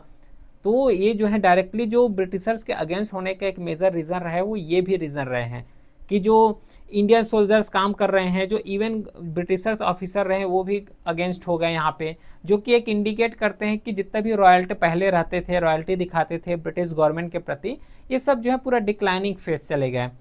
उसी के साथ मुस्लिम हो गया, मुस्लिम के साथ जो है कम्युनिस्ट हो गया, मुस्लिम लीग हो गया, हिंदू महासभा हो गए। इवन जो प्रिंसली स्टेट है जहाँ पे राजा रह रहे थे वो भी यहाँ पे पार्टिसिपेशन किए, क्योंकि अल्टीमेटली जब प्रिंसली स्टेट को देखोगे ना तो ब्रिटिशर्स के द्वारा बहुत ज़्यादा इन्फ्लुएंस किए जाते थे, किसको, यहाँ पे प्रिंसली स्टेट को। लेकिन अल्टीमेटली जो यहाँ पे हुआ कि क्विट इंडिया मूवमेंट जहाँ पे किए गए, तो क्विट इंडिया मूवमेंट जब लॉन्च किए गए थे ना तो ऐसा नहीं कि यहाँ पे ब्रिटिशर्स के द्वारा कुछ नहीं किए, ब्रिटिशर्स के द्वारा बहुत ज़्यादा यहाँ पे सप्रेशंस का काम किए गए हैं और सप्रेशंस करते थे। और इसी के समय गांधी जी भी यहाँ पे फास्ट में चले गए। तो 1942 का टाइम फ्रेम है जहाँ पे जितना भी कांग्रेस लीडर है सबको अरेस्ट कर लिए, है ना। उसी के साथ जितना भी लोकेशन है अनडिस्क्लोज लोकेशन में लेकर चले गए जहाँ से कुछ अता पता नहीं था। उसी के साथ जो प्रोविंशियल, और यही एक टाइम फ्रेम था जब भारत छोड़ो आंदोलन लाए गए थे ना, तो जो इंडियन नेशनल कांग्रेस जो ऑर्गेनाइजेशन था उसको इलीगल बता दिए थे और उसको क्रिमिनल लॉ के अंदर जो 1908 का रूल्स बनाए थे ब्रिटिशर्स उसके अंदर इसको जो है इलीगल बता दिए इंडियन नेशनल कांग्रेस को। इवन जब उस समय कवर किए थे तो ये भी बताए थे कि जो ग्रुप यहाँ पे बना रहे थे ना, ऑर्गेनाइजेशन यहाँ पे बना रहे थे, तो उसको भी बैन कर रहे थे ब्रिटिशर्स के द्वारा, है ना। अगर बैन नहीं करते तो ये तो डायरेक्टली ब्रिटिशर्स से अगेंस्ट हो जाएंगे, इस तरीके से वो लोग का यहाँ पे सोच था। बाकी बहुत ज़्यादा हार्श मेजर भी लिए गए हैं कांग्रेस के द्वारा, जैसे कि जो है बैटन चार्ज हो गया, टीयर गैस हो गया, है ना, गन फाइल हो गया, पूरा क्राउड एरिया में गन का फायर कर रहे हैं, फिर प्रेस सेंसरशिप लगा रहे हैं, न्यूज़पेपर का प्रिंटिंग बंद कर रहे हैं, उसी के साथ जो फ्रीडम ऑफ स्पीच है उसको यहाँ पर रिस्ट्रिक्ट कर रहे हैं। तो इस तरीके से जो है बहुत ज़्यादा यहाँ पे जो है मास प्रोटेक्शन देखने को मिला और यहाँ पे मास लेवल में कैजुअलिटी भी हुए, अराउंड 10,000 से यहाँ पे डेथ भी हुए, ये बताएं। और यही समय में जो है गांधी जी के द्वारा फास्ट में भी चले गए। वो मंथ था फरवरी 1943 जिसमें से गांधी जी जो है फास्ट में चले गए। बाकी लोग पूरा वायलेंस के थ्रू यहाँ पे क्विट इंडिया मूवमेंट, भारत छोड़ो आंदोलन चला रहे हैं और गांधी जी इस समय जो है फास्ट में चले गए, क्योंकि ये जो है कंडेम करते थे ना वायलेंस को ये जो है पसंद नहीं करते थे। हम लोग इंडिया को इंडिपेंडेंस कराएंगे, भारत को जो है यहाँ पे इंडिपेंडेंस देंगे, लेकिन वायलेंस के थ्रू नहीं, नॉन वायलेंस के थ्रू। इसीलिए जो है गांधी जी यहाँ पे फास्ट में चले गए। जैसे गांधी जी यहाँ पे फास्ट में जाते देखेंगे, क्योंकि एक इंस्पिरेशनल रहे ना, इंस्पिरेशनल लीडर के तरह का इमर्ज हो गया थे गांधी जी, जब साउथ अफ्रीका से आए थे। तो इसका जो एक रिस्पांस मिला इंडियन को, तो बहुत लोगों ने भी हड़ताल करना स्टार्ट कर दिए, स्ट्राइक करना स्टार्ट कर दिए, डेमोन्स्ट्रेशंस करना स्टार्ट कर दिए। और ये जो यहाँ पे प्रिंट हुए ना, वो डोमेस्टिक लेवल में तो प्रिंट हुआ, इंटरनेशनल अटेंशन भी यहाँ पे लाए गए कि किस तरीके से जो ब्रिटिशर्स हैं इंडिया को कॉलोनाइज करके इंडिया को पूरा यहाँ पे एक्सप्लॉइट कर रहे हैं। तो ये जो एक प्रेशर होता है ना, इंटरनेशनल प्रेशर, वो ब्रिटिशर्स के ऊपर भी उस समय अच्छे तरीके से पड़े थे। इसका इम्पैक्ट ये हुआ कि जो पब्लिक मोरल है यहाँ पे बहुत ज़्यादा बूस्ट हुए। जो एंटी ब्रिटिश सेंटीमेंट है वो तो स्टैंड होंगे ही होंगे, एंटी ब्रिटिश यहाँ पे सेंटीमेंट जो है स्ट्रेंथन हुए। फिर जो रूल रहे हैं, जो ब्रिटिशर्स का जो अनअथॉरिटेरियन रूल रहे हैं, उसी के साथ जो है बहुत ज़्यादा हार्श रूल इंडिया में किए हैं, उन सब चीज़ का जो नेचर है वो इंटरनेशनल लेवल में जो है एक्सपोज भी हो गए थे।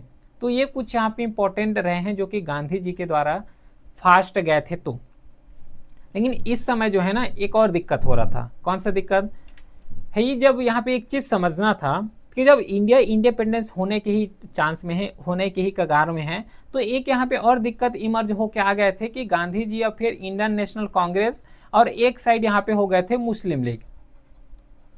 अब मुस्लिम लीग चाह रहे थे कि हमें जो है यहाँ पे सेपरेट इलेक्टोरेट चाहिए, हमें जो है इंडिपेंडेंट। अब पहले तो सेपरेट इलेक्टोरेट का मांग करते थे, अब जो है पूरा स्टेट का ही मांग करना स्टार्ट कर दिए कि हमें जो है मुस्लिम डोमिनेट जो कंट्री, प्रॉपर कंट्री के रूप में फॉर्म करके दो। इंडियन नेशनल चाह रहे हैं कि हम ऐसा नहीं कर सकते। तो ये जो टाइम फ्रेम था 1943 1944 का, जहाँ पे इसको यूनाइट होना था, तो यूनाइट ना होने के बजाय ये दोनों जो है फिर से यहाँ पे डिवाइड हो रहे हैं। एक तो यहाँ पे पूरा यूनाइट होके पूरा इंटरनेशनल लेवल में, फिर पूरा डोमेस्टिक लेवल में क्विट इंडिया मूवमेंट लॉन्च किए गए हैं। जब इंटरनेशनल नहीं, डोमेस्टिक लेवल में जब क्विट इंडिया मूवमेंट लॉन्च किए गए हैं, तो दोनों का यहाँ पे तो यूनाइट होना था, लेकिन यूनाइट होने के बजाय ये फिर यहाँ पे दूरियां बढ़ रहे हैं। जब दूरियां बढ़ेंगे तो यहाँ पे फिर से ज़्यादा दिक्कत होगा। तो इन्हीं सबको जो है रिजॉल्व करने के लिए एक फार्मूला लाए गए थे, राजा गोपालाचारी जो है फार्मूला बोले जाते हैं 1944 में। इसमें क्या फीचर रखे गए थे कि यहाँ पे इंडिपेंडेंस बोले गए थे कि जो मुस्लिम लीग है वो मांग सकते, मतलब इंडिपेंडेंस कर सकते, लेकिन यहाँ पे कांग्रेस इंडोर्स करेगा तब। ये जो है राजा गोपालाचारी फार्मूला में बोले गए थे कि एक बार जो है इंडिपेंडेंस हो जाने दो, भारत छोड़ो जो आंदोलन चल रहे हैं उसको सफल हो जाने दो, उसके बाद जो है कांग्रेस के कंसेंसस से पूरा यहाँ पे इंडिपेंडेंस हम लोग बना देंगे, अलग से जो एक मुस्लिम पॉपुलेशन कंट्री उसको पूरा कंट्री बना देंगे, इस तरीके से बोले गए थे।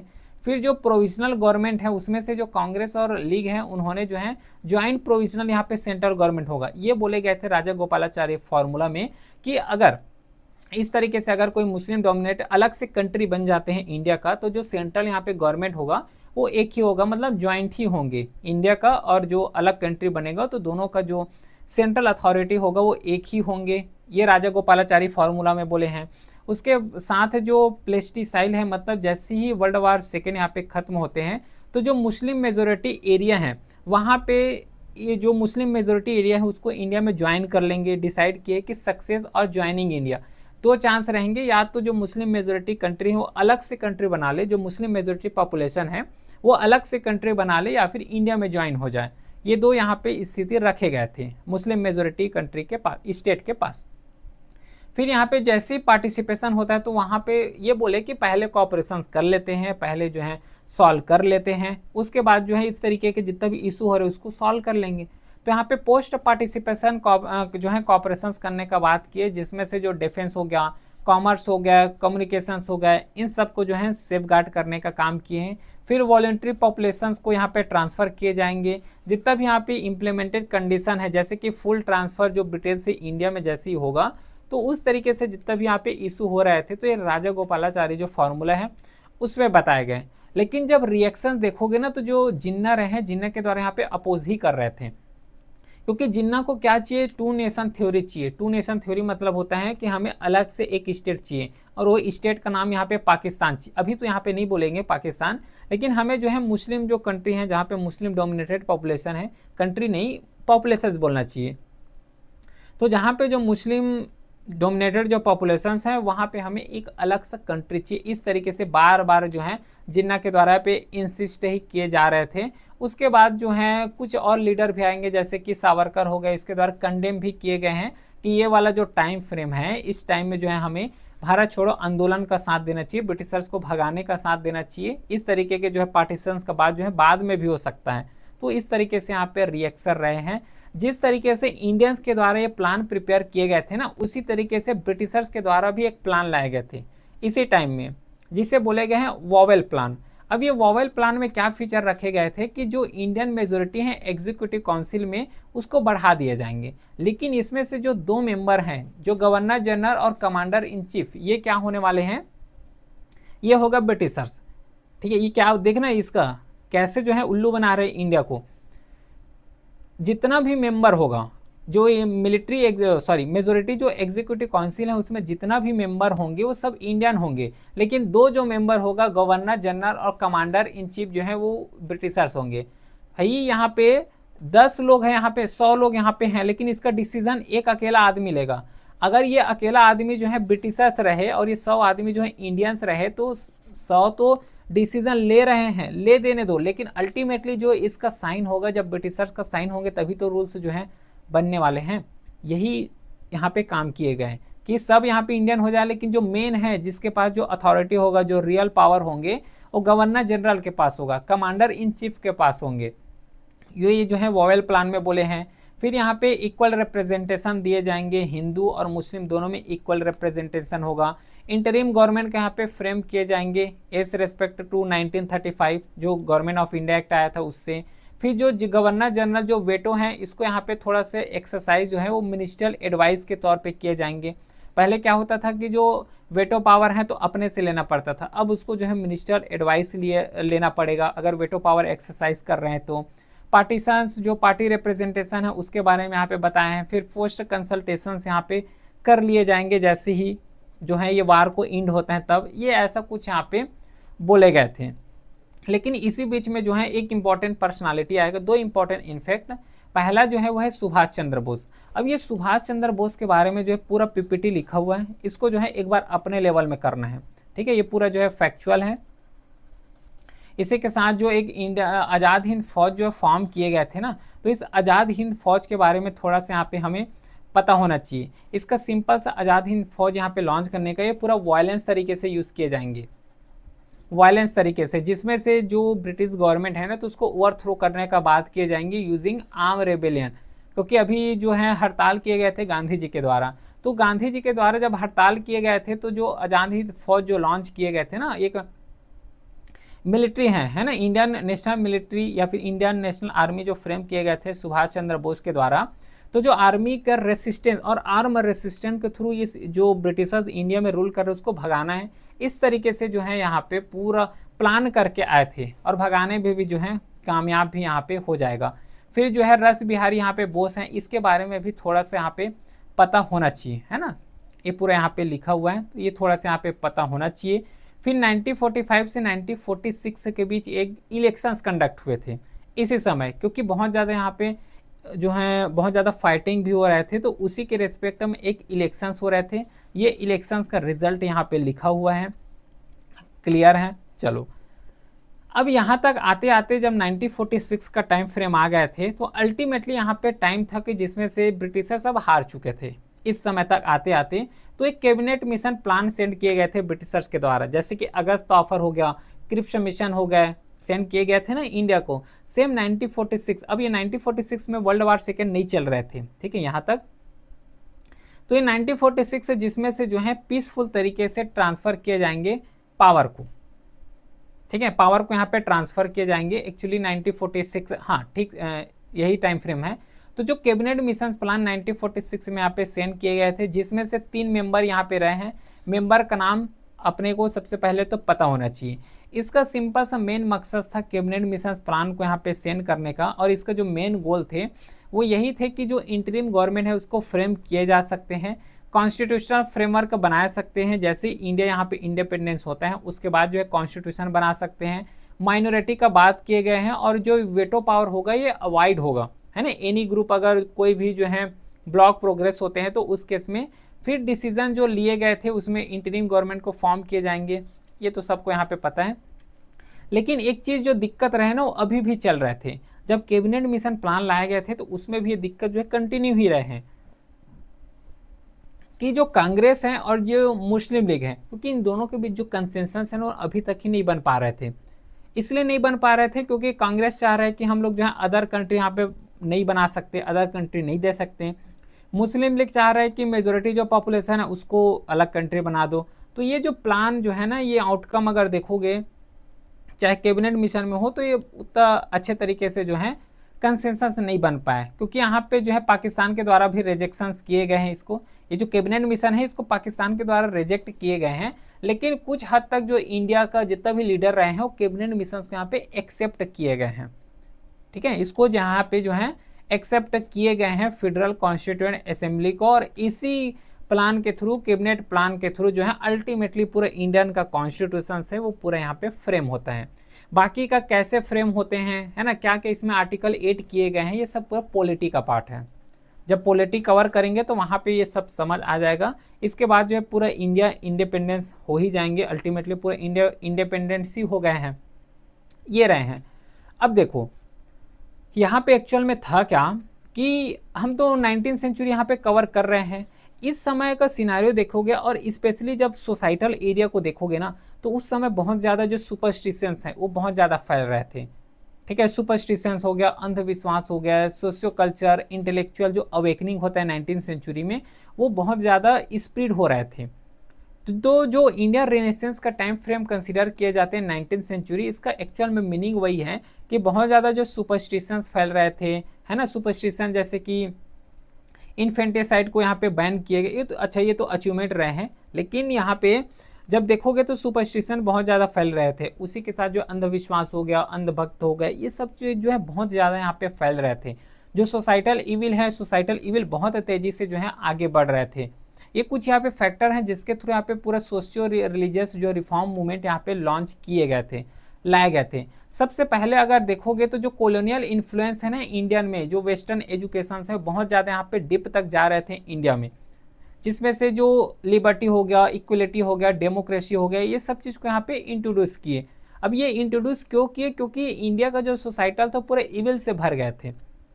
फिर सोसाइटल जितना भी इशू हो रहा है, जैसे कि सती प्रथा हो गया, चाइल्ड मैरिज हो गया, जो है पॉलीगेमी हो गया, फिर कास्ट डिस्क्रिमिनेशन हो गया, बहुत ज़्यादा चल रहे थे उस समय। अब इसको जो है कम किए जाएंगे। क्यों कम किए जाएंगे 19th सेंचुरी में? क्योंकि यहाँ पे डिफरेंट डिफरेंट लीडर आ गए ना, डिफरेंट डिफरेंट जो है रिफॉर्मर आ गए, और इन सब के द्वारा यहाँ पे रिफॉर्म किए जाएंगे। फिर हेरिटेज हो गया, प्राइड हो गया, ये सब चीज़ का जो है रीडिस्कवरी किए जाएंगे, जो अपना एक्चुअल में जो हिस्ट्री रहे हैं, है ना, जब ब्रिटिश नहीं आए थे तो उससे पहले इंडिया हिस्ट्री कैसे रहे हैं, जब ब्रिटिश आए तब इंडियन हिस्ट्री कैसे रहे, इन सब चीज़ के बारे में जो है बताए जाएंगे। फिर वुमेन का जो ऑपरेशन यहाँ पे हाईलाइट किए जाएंगे कि पहले जो वुमेन का स्टेटस कैसे रहे हैं, अभी स्टेटस कैसे रहे हैं, स्पेशली जो है राजा राम मोहन रॉय के द्वारा।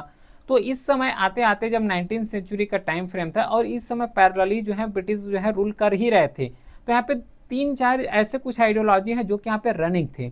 पहला आइडियोलॉजी थे वो है रेशनलिज्म का। रेशनलिज्म मतलब जो है मॉडर्न थिंकिंग के बारे में बताते थे।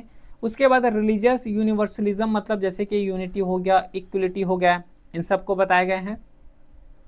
फिर ह्यूमनिज्म का यहाँ पे भावना को यहाँ पे प्रमोट किए गए, भाईचारा का जो फिनोमेना है, वुमेन वेलफेयर हो गया, मोरल वैल्यू हो गया, इन सब चीज़ को जो है स्ट्रेंथन किए जाएंगे।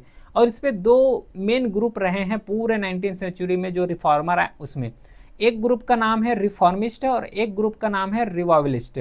रिफॉर्मिस्ट का मतलब होता है जो कि नए यहाँ पे पूरा रिफॉर्म लाना चाहते हैं, चाहे वो रिलीजियस रिफॉर्म हो चाहे अदर रिफॉर्म हो, लेकिन जो रिफॉर्म लाना चाहते हैं वो रिफॉर्मिस्ट हैं। रिवॉल्यूस्ट का मतलब होता है कि जो पहले से एग्जिस्टिंग है, कोई रूल्स है, रेगुलेशन है, वो पहले से एग्जिस्टिंग है, लेकिन उस पर कुछ गलती है तो उस गलती को सुधार करने का काम किए जाएंगे, उसको रिवाइवलिस्ट मूवमेंट बोले जाते हैं। ठीक है, तो इसी तरीके के कई यहाँ पे इंपॉर्टेंट रिवॉल्यूस्ट रिफॉर्मिस्ट मूवमेंट चले गए हैं, जिसमें से अगर वुमेन इशू का अगर बात करें तो सबसे पहले जो है सती को अबॉलिशन किए राजा राम मोहन राय के द्वारा। ठीक है, फिर जो इन्फेंटिसाइड है इसको यहाँ पे बैन किए गए हैं। ये सब अपने से पढ़ना है, पूरे ये फैक्चुअल्स हैं, ये जो टॉपिक है पूरा फैक्चुअल्स है। फिर विडो रीमैरिज के यहाँ पे लेजिस्लेशन लाए गए थे, जैसे कि इंपॉर्टेंट फिगर में ईश्वर चंद्र विद्यासागर हो गए, अदर पर्सन्स भी थे। फिर जो चाइल्ड मैरिज है इसको बैन करने में बहुत ज़्यादा यहाँ पे इफर्ट लगाए गए हैं डिफरेंट डिफरेंट जो रिफॉर्मर आए हैं उसके द्वारा। ठीक है। फिर लेजिस्लेटिव कई यहाँ पे, क्योंकि जब तक आवाज नहीं उठाओगे तब तक जो है रूल्स से रेगुलेशन नहीं बना रहे थे ब्रिटिशर्स, तो वुमेन एजुकेशन में ये भी यहाँ पे कुछ इंपॉर्टेंट लाए गए हैं, रूल्स से रेगुलेशन जो है यहाँ पे बनाए गए हैं। वुमेन ऑर्गेनाइजेशन में जैसे कि आर्य महिला समाज हो गए, ये आर्य महिला समाज इसे जो है रामबाई सरस्वती के द्वारा फाउंड किए गए हैं। फिर लेडीज सोशल कॉन्फ्रेंस हो गया, भरत जो है स्त्री यहाँ पे महामंडल हो गए, उसके हाँ यहाँ पे भरत जो है स्त्री महामंडल, उसी के साथ ऑल इंडिया वुमेन कॉन्फ्रेंस हो गया 1927 में जो है कंडक्ट हुए थे। फिर कुछ इंपॉर्टेंट यहाँ पे मूवमेंट भी लॉन्च किए गए थे। ये जो इंपॉर्टेंट मूवमेंट है ये टेलीग्राम चैनल में अपलोड हो जाएगा PDF, तो वहाँ से इसको 1 बाय 1 करके कवर ही बस यहाँ पे करने की जरूरत है। तो जिस तरीके से वुमेन का यहाँ पे इशू हो रहे थे ना, उसी तरीके से जो है कास्ट इशू भी बहुत ज़्यादा देखने को मिला है। अनटचेबिलिटी हो गया, छुआछूत बहुत ज़्यादा मार रहे हैं, तो अनटचेबिलिटी उसी को यहाँ पे जो है रिमूव करने के लिए कई यहाँ पे रिफॉर्मर आएगा, कई यहाँ पे सोशल ऑर्गेनाइजेशन आएंगे, जैसे कि सत्य शोधक समाज हो गया है ना, उसके बाद स्त्री नारायण गुरु धर्म परिपालना हो गया, इसको लाए गए थे। फिर जस्टिस मूवमेंट हो गए। ठीक है, तो कुछ यहाँ पे इंपॉर्टेंट मूवमेंट है, इंपॉर्टेंट यहाँ पे नोट्स हैं जो कि हमें एटलीस्ट इन सब चीज़ के बारे में जो है पता होना चाहिए। ठीक है, ये सब जो है कवर करोगे। बाकी सोशियो रिलीजियस कल्चरल जो होते हैं, सोशियो कल्चरल जो रिफॉर्म मूवमेंट है ये भी चल रहे थे इस समय। ठीक है, कई यहाँ पे रिफॉर्मर हुए हैं, तो ये सब टेलीग्राम में चल जाएगा, अपलोड हो जाएगा। जैसे कि ब्रह्मो समाज हो गया, जिसे राजा राम मोहन राय के द्वारा यहाँ पे फॉर्म किए गए थे। ठीक है, चलो ये सब यहाँ पे कवर करोगे। ये भी है, यहाँ पे भी ऑर्गेनाइजेशंस हैं, ईयर और प्लेसेस के साथ यहाँ पे हैं। सर्वेंट ऑफ इंडियन सोसाइटी हो गया है ना, उसके बाद पूना सेवा सदन हो गए, ये सबको। फिर अलीगढ़ मूवमेंट हो गया, फेमस एग्जाम्पल है। ठीक है, इतना समझ आ गया। लेकिन देखो एक चीज क्या हो रहे थे कि जब ब्रिटिशर्स यहाँ पे, क्योंकि अभी तक जितना भी हम लोग बात कर रहे थे ना, वो सब इलाइट पीपल के ही बारे में बात कर रहे थे, मतलब इंपॉर्टेंट लीडर हैं, इंपॉर्टेंट लीडर के साथ ही जो है पूरे यहाँ पे ब्रिटिशर जो हैं, और ब्रिटिशर के साथ जो इलाइट लीडर रहे हैं वही जो है डायरेक्टली अगेंस्ट हो रहे थे दोनों। लेकिन ऐसा नहीं था, उसका जो इम्पैक्ट है, ब्रिटिश का जो रूल्स रेगुलेशंस का इम्पैक्ट है ना, वो जो नॉर्मल पीपल रहे हैं उसके द्वारा भी यहाँ पे हुए हैं। जैसे कि इंपॉर्टेंट मूवमेंट यहाँ पे लॉन्च किए गए थे, जैसे अगर देखोगे तो सन्यासी रिवॉल्ट यहाँ पे हुआ था। अब सन्यासी रिवॉल्ट क्यों हो रहे थे, क्योंकि 1770 में बंगाल में जो है बहुत ज़्यादा डिवास्टेटिंग फेमाइन आ गए थे। ठीक है, उसी के साथ अब फेमाइन आ गए हैं तो एग्रीकल्चर पूरा डिस्ट्रॉय हो गए होंगे, तो एग्रीकल्चर से भी यहाँ पे रेवेन्यू जमा करो, रेवेन्यू का ऑर्डर देते थे कि हमें जो है टैक्स दो। तो पहले से यहाँ पे फेमाइन आया हुआ है, एग्रीकल्चर डिस्ट्रॉय हो गया, तो कैसे उसको रेवेन्यू दे। तो इस तरीके से यहाँ पे इंपॉर्टेंट सिविलियन रेबिलियन भी हुए हैं। अब ये पैचेस में हुए हैं, जैसे कि सन्यासी रिवॉल्ट हो गया, इसी तरीके के और भी रिवॉल्ट यहाँ पे कंडक्ट हुए थे सन्यासी के साथ। उसके बाद जो है मोएमिरस रिवॉल्ट हो गया, उसके बाद सिविल अपराइजिंग हो गया, गोरखपुर एरिया में हुए थे। ये कुछ इंपॉर्टेंट, ये भी जो है अपने लेवल में करोगे। और ये जो इंडिगो रिवॉल्ट है, इस इंडिगो रिवॉल्ट के बारे में तो डिस्कस किए हैं, और इसी के रेस्पेक्ट में एक सत्याग्रह भी लॉन्च किए गए थे गांधी जी के द्वारा। ठीक है, फिर ऑल इंडिया किसान सभा हो गया, जो कि लखनऊ सेशंस हुए थे, तो वहाँ पे इसको जो है लॉन्च किए गए थे स्वामी सहजानंद सरस्वती के द्वारा। अब इसका भी रीज़न है, तो रीज़न ये तो फैक्चुअल्स है, लिखा हुआ है सब चीज़ यहाँ पे। ठीक है, लेकिन सबसे ज़्यादा जो इम्पैक्टमेंट जो आएगा वो उसका पॉलिसी है। कितना रिवॉल्ट हो रहे हैं, तो एक्चुअल में रिवॉल्ट हो क्यों रहे, क्योंकि उसका पॉलिसी ही वैसे बनाए थे। तो पॉलिसी इसी तरीके के बनाए थे जो कि नॉर्मली अगेंस्ट ही होते थे, पीपल के ही अगेंस्ट यहाँ पे होते थे। इस पॉलिसी में सबसे पहले ये सब चीज़ को तो कवर कर लोगे, अपने से यहाँ से हो जाएगा। लेकिन अल्टीमेटली यहाँ पे जब देखोगे, कहाँ गया, लैंड रेवेन्यू हो गया। हाँ, 3 टाइप ऑफ जो है यहाँ पे लैंड रेवेन्यू सिस्टम लाए गए थे। पहला था वो है जमींदारी टेनर, सेकेंड है महलवाड़ी, और एक है रैयतवाड़ी, जिसमें से 19% जो ब्रिटिश इंडिया है वो जमींदारी के अंदर आते थे।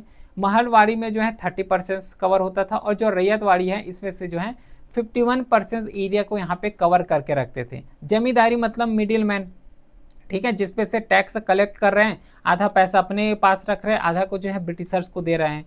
फिर जो है लैंड रेवेन्यू सिस्टम लॉन्च किए गए थे वारेन हेस्टिंग के द्वारा, जैसे कि इजारादारी सिस्टम हो गया है ना, इस पे से। लेकिन इसमें बहुत ज़्यादा करप्शंस बहुत ज़्यादा हो रहे थे। ठीक है, फिर परमानेंट सेटलमेंट लॉन्च किए गए थे। परमानेंट सेटलमेंट जिसे इम्प्लीमेंट किए गए हैं लॉर्ड कॉर्नवालिस के द्वारा। बंगाल हो गया, बिहार, उड़ीसा, कुछ पार्ट ऑफ मद्रास हो गए, इस कुछ एरिया में यहाँ पे जो है परमानेंट सेटलमेंट को लॉन्च किए गए थे। लेकिन इसमें भी बहुत ज़्यादा दिक्कत है, उसको बाद में मॉडिफाई भी किए जाएंगे। फिर महलवारी सिस्टम लॉन्च किए जाएंगे। इसे रिकमेंडेड किए गए थे, मैकेंजी के द्वारा रिकमेंडेड किए गए थे, लेकिन इसमें भी जो है बहुत ज़्यादा चैलेंजेस हैं। कौन कौन से चैलेंजेस हैं ये सब जो है समझ आ जाएगा यहाँ पे, ठीक है। कुछ इंपॉर्टेंट कमिटी जो कि ब्रिटिश रूल में रहे हैं, ये सब यहाँ पे लिखा हुआ है, ठीक है। कुछ इंपॉर्टेंट जो कमिटी हैं, उसके बाद जो एजुकेशंस और प्रेस में रिवॉल्यूशंस अगर देखोगे तो ये सब सब्सक्वेंट, जैसे हम लोग लेक्चर को कवर कर रहे हैं तो उस टाइम इसको भी डिस्कस किए हैं कि फ्रीडम ऑफ प्रेस में यहाँ पे जो है रेगुलेशंस, रूल्स एंड रेगुलेशन लगा दे रहे हैं। तो इसमें कुछ इंपॉर्टेंट जो प्रेस रहे हैं वो सब चीज़ जो है हमें पता होना चाहिए एटलीस्ट। और एजुकेशन फील्ड में कैसे रिफॉर्म हुए, तो कुछ इंपॉर्टेंट कॉलेज का नाम है, जैसे कि कलकत्ता मदरसा हो गया, है ना, संस्कृत कॉलेज हो गया, हिंदू कॉलेज हो गए, और उसके बारे में कुछ इंपॉर्टेंट यहाँ पे फैक्ट्स भी लिखे गए हैं। फिर अल्टीमेटली जब यहाँ पे आओगे तो ये यूनिवर्सिटी का नाम यहाँ पे याद रखना, सीक्वेंस वाइज जो है क्वेश्चन यहाँ से पूछ लेते हैं। फिर कुछ इंपॉर्टेंट न्यूज़पेपर, कुछ इंपॉर्टेंट जर्नल्स हो गए जो कि यहाँ पे लिखे गए हैं, अपने से कवर करोगे इसको, ठीक है। ये सब यहाँ पे हैं इंपॉर्टेंट, यहाँ पे जर्नल्स हैं, चाहे वीकली हो, है ना, वीकली हो, वीकली के साथ चाहे डेली बेसिस में जो है न्यूज़पेपर प्रिंट कर रहे हैं। फिर नेक्स्ट है इंडियन पर्सनालिटी। देखो जो इंडियन पर्सनालिटी है इसमें से कुछ इंपॉर्टेंट ही पर्सनालिटी के बारे में हमें पढ़ना है, जैसे कि राजा राम मोहन राय हो गया, है ना, उसी के साथ जो है रविंद्रनाथ टैगोर हो गया, रविंद्रनाथ टैगोर के साथ बाल गंगाधर तिलक हो गए। तो जो कुछ इंपॉर्टेंट पर्सनालिटी है उस इंपॉर्टेंट पर्सनालिटी के बारे में ही बस अपने को यहाँ पे पता होना चाहिए, दैट्स इट। इतना यहाँ पे जो है मोर देन सफिशिएंट होता है।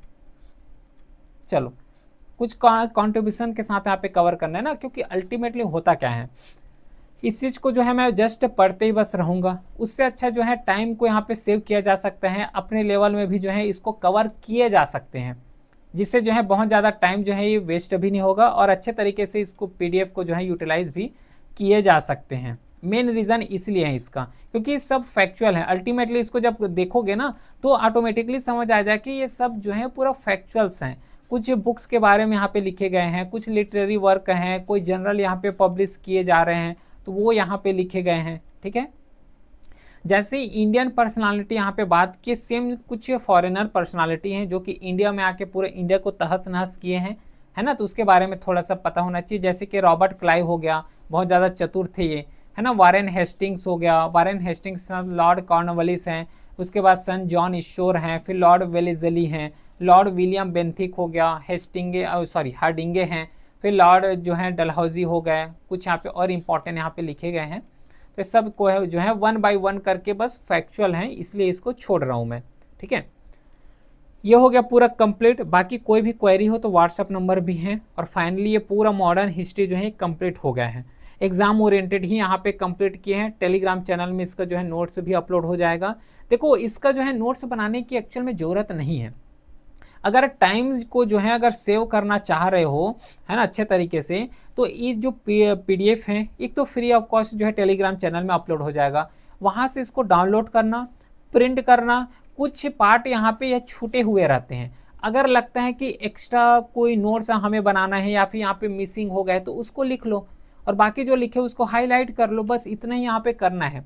जितना ज़्यादा जब नोट्स बनाओगे, जितना ज़्यादा नोट्स बनाने में टाइम जाएगा, उससे अच्छा तो इसको रिवाइज कर लो, क्योंकि अल्टीमेटली जब एग्जाम में बैठोगे तो वही काम आएगा जो कि माइंड में होगा। जितना ज़्यादा जो है माइंड में रखोगे वही यहाँ पे अल्टीमेटली काम आएगा। नोट्स बनाने से कोई मतलब नहीं, ठीक है। नोट्स बनाने से कुछ नहीं होता जब तक उसको रिवाइज नहीं करोगे, और रिवाइज करोगे तो नोट्स भी जो है बोरिंग लग जाते हैं। कैसे रिवीजन करना है उसका भी एक शॉर्ट्स आई थिंक जो है मैंने अपलोड भी किया है, तो उसको थोड़ा एक बार रेफर कर लेना, ठीक है। उसी के साथ जो है ये पूरा क्लास तो अल्टीमेटली कंप्लीट हो गया। बाकी कुछ टेस्ट है इसका भी कवर करेंगे, यूट्यूब में ही कवर करेंगे, ठीक है। कुछ यहाँ पे सोशल मीडिया है वहाँ पे भी जो है ज्वाइन हो सकते हो। फिर मिलते हैं नेक्स्ट क्लास के साथ इसी तरीके के 1 शॉर्ट वीडियो के साथ। तब तक के लिए thank you, have a great day.